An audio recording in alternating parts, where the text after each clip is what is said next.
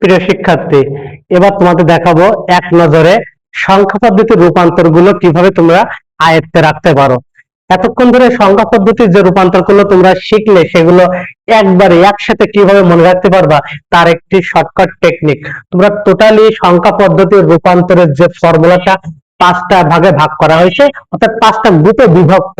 আমরা গ্রুপ 1-এ যেটা রাখছি দশমিক থেকে বাইনারি, দশমিক থেকে অক্টাল আর দশমিক থেকে হেক্সাডেসিমাল।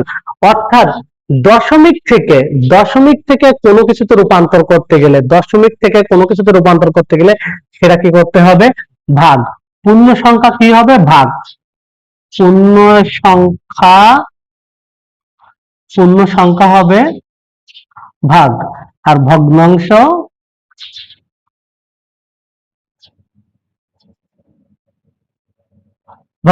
গুণ। অর্থাৎ গ্রুপ 1-এ সহজে মনে রাখার উপায়, দশমিক থেকে বাইনারি, দশমিক থেকে অক্টাল, দশমিক থেকে হেক্সাডেসিমাল, অথবা দশমিক থেকে কোনো কিছুতে রূপান্তর হতে পারে। তোমার একটা দশমিক সংখ্যা থেকে রূপান্তর করবা তুমি 3 ভিত্তিক সংখ্যায়, বা দশমিক সংখ্যা থেকে তুমি রূপান্তর করবা 5 ভিত্তিক সংখ্যায়। যে কোনো সংখ্যা দশমিক থেকে যে কোনো কিছুতে রূপান্তর করতে গেলে সেখানে পূর্ণ সংখ্যা কি করতে হবে? ভাগ করতে হবে। আর যদি ভগ্নাংশ থাকে তাহলে সেটা গুণ হবে, আর না থাকলে শুধু পূর্ণ সংখ্যাটাই ভাগ হবে। সহজে মনে রাখতে হবে দশমিক থেকে কোনো কিছু রূপান্তর করতে গেলে। এবার আমরা গ্রুপ 2 দেখি। গ্রুপ 2 তে কি বলছে? বাইনারি থেকে দশমিক, অক্টাল থেকে দশমিক, হেক্সা থেকে দশমিক। অর্থাৎ কোনো কিছু থেকে দশমিকে রূপান্তর করতে গেলে সেটা তোমার যে পাওয়ারের যে গুণটা আছে ওই গুণটা করতে হবে। কোন গুণটা?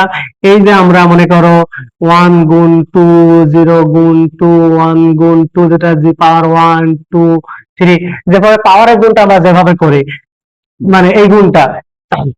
অর্থাৎ দশমিক, বাইনারি থেকে দশমিক, অক্টাল থেকে দশমিক, হেক্সা থেকে দশমিক, কোনো কিছু থেকে দশমিক, শুধু বাইনারি, অক্টাল, হেক্সা নয়, কোনো কিছু থেকে দশমিকে রূপান্তর করতে গেলে অবশ্যই এই ফরম্যাটে গুণ করে সেটা দশমিকে রূপান্তর করতে হবে।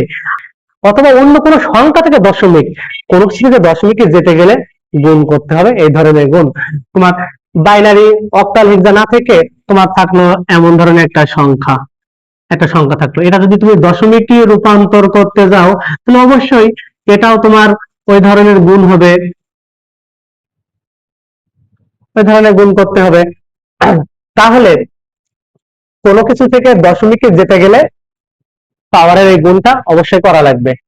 3 নম্বর, আমরা যদি গ্রুপে আসি, কি বলেছে? বাইনারি থেকে অক্টাল, থেকে বাইনারি, থেকে অক্টাল, আবার অক্টাল থেকে বাইনারি।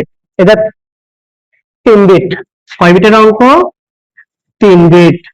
অর্থাৎ এই সংখ্যাটা 3 বিট করে সাজাতে হবে। বাইনারি থেকে অক্টাল, অক্টাল থেকে বাইনারি, 3 বিট করে সাজালে অঙ্কটা সমাধান পাওয়া যাবে। এবার 4 নম্বর ধাপ, এটা হলো 4 বিট। 3 নম্বর ধাপটা 3 বিট, 4 নম্বর ধাপটা 4 বিট।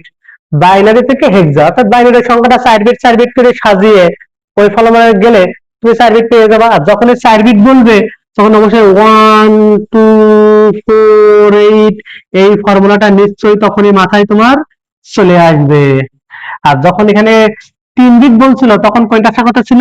1 2 4, এই ফর্মুলাটা তখন মাথায় চলে আসবে 4 বিটের সময় এটা। এবার আমরা গ্রুপ 5-এ যাই। এটা ব্যতিক্রম, অক্টাল থেকে হেক্সা বা হেক্সা থেকে অক্টাল সরাসরি বের হয় না। কনভার্টার হিসাবে মাঝখানে কি আসে? বাইনারি। মাঝখানে বাইনারিতে রূপান্তর করে নিয়ে তারপরে তোমার অন্যতে যেতে হবে। অর্থাৎ অক্টাল থেকে বাইনারি, তারপর বাইনারি থেকে হেক্সা, আবার যখন হেক্সা থেকে অক্টালে যাবা হেক্সাটা বাইনারিতে, বাইনারিতে হেক্সায়, এভাবে রূপান্তর করে নিতে হবে।